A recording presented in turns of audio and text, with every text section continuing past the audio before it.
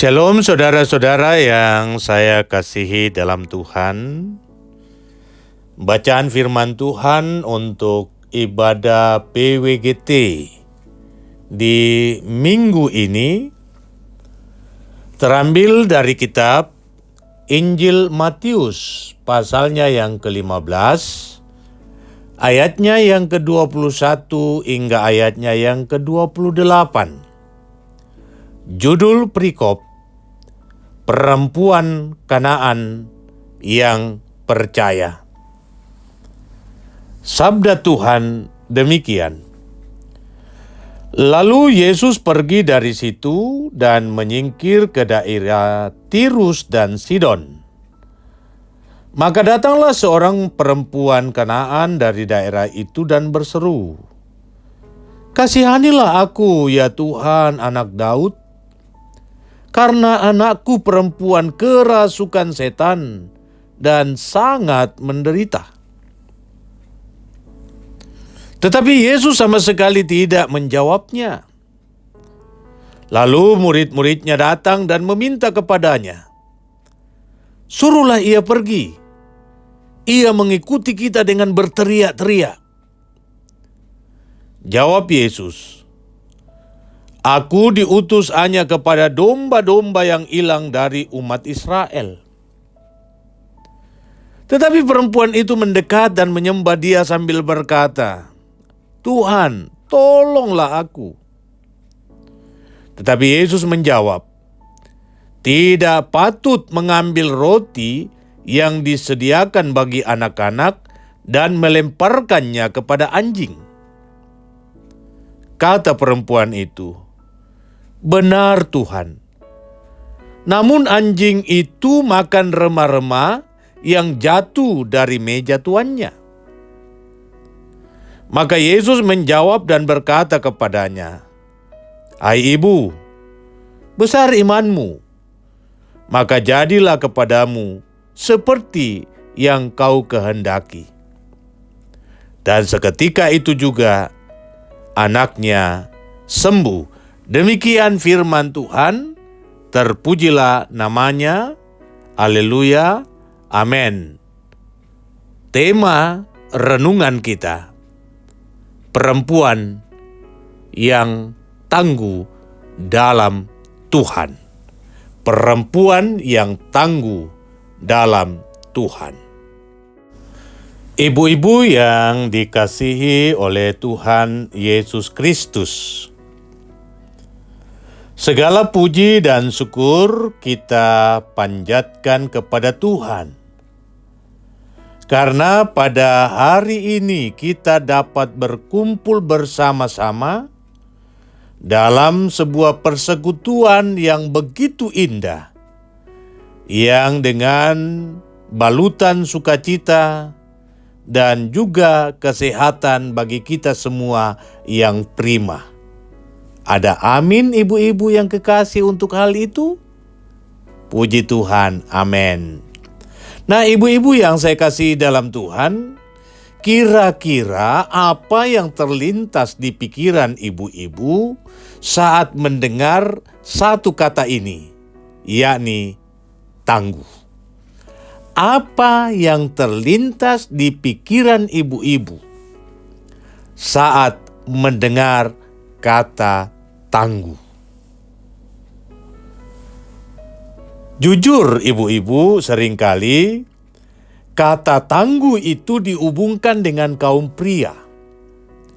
Sosok yang memiliki otot yang besar, kuat secara fisik, tidak cengeng atau tidak menangis ketika berhadapan dengan masalah. Tetapi mari kita jujur hari ini, di dalam realitas kehidupan sehari-hari, siapakah sesungguhnya sosok yang paling tangguh itu? Jawabannya ada di dalam ruangan ini. Sosok itu adalah seorang perempuan atau seorang ibu. Mungkin ada yang bertanya, apa alasannya? Sehingga sosok seorang yang tangguh itu hadir dalam diri seorang perempuan atau seorang ibu. Ini alasannya. Setiap hari, ibu-ibu berhadapan dengan berbagai macam tantangan. Mulai dari pagi sampai malam. Mulai dari pagi mengurus rumah tangga. Lalu mendidik anak-anak. Tidak berhenti di situ, ia juga mengatur keuangan. Membantu perekonomian keluarga. Hingga menghadapi pergumulan hidup yang sering kali menguras air mata. Ketangguhan bagi saya untuk seseorang tidak dilihat dari perawakannya dan juga tidak diukur dari ketahanannya untuk tidak menangis saat berhadapan dengan persoalan. Benar, tak bisa dipungkiri bahwa kebanyakan dari kita kaum ibu sangat baperan saat menghadapi masalah. Karena baper, maka air mata dan sikap diam itu sering kita pertontonkan. Namun apa yang membuat seorang perempuan Kristen benar-benar tangguh? Ketangguhan sejati seorang perempuan bukan karena kekuatan fisiknya atau karena kehebatannya sendiri, melainkan karena ia mengandalkan Tuhan untuk setiap masalah, untuk setiap persoalan. Kadang tanpa sadar, mulutnya mengucapkan kata Tuhan. Ya Tuhan, mengapa harus begini? Ya Tuhan, mengapa aku harus menghadapi kenyataan ini dan lain sebagainya. Hari ini, melalui firman Tuhan dari Matius pasal 15 ayat 21 sampai 28. Kita belajar dari sosok seorang perempuan Kanaan. Ia adalah potret nyata dari seorang perempuan yang tangguh dalam Tuhan. Mari kita belajar 3 kualitas ketangguhan dari perempuan ini. Yang pertama, ia tangguh dalam kasih dan kepedulian. Ayat 21 sampai 22. Perempuan Kanaan ini datang pada Yesus karena anak perempuannya menderita sengsara. Mengapa ia menderita sengsara? Karena ia kerasukan setan. Di zaman itu ibu-ibu, memiliki anak yang kerasukan setan bukan hanya beban mental dan fisik, tetapi juga aib sosial yang luar biasa. Keluarga ini pasti akan dikucilkan, dihina, dan dianggap sebagai keluarga yang terkutuk. Tapi pandangan atau penilaian orang tidak serta-merta ditanggapi dengan emosional lalu membiarkan anaknya menderita. Sang ibu juga tidak mencap anaknya sebagai aib keluarga. Kasih mendorong sang ibu itu untuk keluar dari batas kenyamanannya, melintasi batas suku dan agama. Demi kesembuhan anaknya, ia melakukan hal itu. Dari sini kita bisa belajar bahwa seorang ibu yang tangguh tidak akan pernah menyerah dalam mendoakan dan memperjuangkan masa depan anak-anaknya dan masa depan keluarganya. Seberat apapun tantangan yang menghadang, ia akan menghadapinya tanpa harus mencari kambing hitam atau mempersalahkan pihak lain. Seorang ibu yang tangguh tahu bahwa solusi untuk menghadapi masalah adalah kasih atau cinta, dan persoalan yang sedang dihadapi hanya mungkin bisa teratasi jikalau dibawa kepada sang sumber kasih atau sang sumber cinta, yakni Tuhan. Yang kedua, tangguh menghadapi ujian dan penolakan dengan melibatkan Tuhan. Ayat 23-26. Ketika perempuan ini berseru meminta tolong, Yesus awalnya tidak menjawab sepatah kata pun. Yesus diam.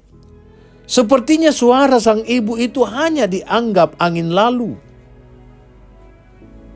Ditambah lagi, para murid merasa terganggu atas keberadaannya di dekat Tuhan Yesus, sehingga mereka meminta agar Tuhan Yesus mengusir dia. Mengapa? Karena ia berteriak-teriak minta tolong. Mungkin sikap Tuhan Yesus yang diam dan para murid masih bisa kita mengerti. Karena perempuan ini adalah orang asing dan dalam budaya Yahudi tak pantas untuk diberi pertolongan. Tetapi ini yang paling berat. Tuhan Yesus menguji imannya dengan perkataan yang sangat keras, bahkan sangat kasar. Tidak patut mengambil roti yang disediakan untuk anak-anak dan melemparkannya kepada anjing. Jika ibu-ibu berada pada posisi perempuan ini, saya yakin ibu-ibu sudah pasti akan tersinggung, sakit hati, lalu pulang dengan amarah. Tetapi perempuan ini tidak. Ia sama sekali tidak bergeming saat menerima respon yang tidak bersahabat. Ia tidak mundur. Justru itu yang memacu dia untuk semakin dekat dan menyembah Yesus. Justru ia menunjukkan kerendahan hatinya. Dan ia menjawab, "Benar Tuhan." Namun anjing itu memakan remah-remah yang jatuh dari meja tuannya. Dari sini kita mendapat pelajaran yang sangat berharga bahwa perempuan yang tangguh dalam Tuhan adalah perempuan yang memiliki kulit telinga yang tebal secara rohani. Perempuan yang tangguh dalam Tuhan adalah perempuan yang tidak mudah tersinggung saat mendengarkan firman Tuhan yang mengoreksi kehidupannya. Sebab jujur harus kita akui bahwa banyak di antara ibu-ibu saat mendengarkan firman Tuhan dan ia merasa bahwa firman itu mengoreksi hidupnya, ia mulai tersinggung lalu melampiaskan ketersinggungannya itu dengan amarah. Tidak hanya meninggalkan persekutuan, tetapi terkadang mempersalahkan sang pelayan firman.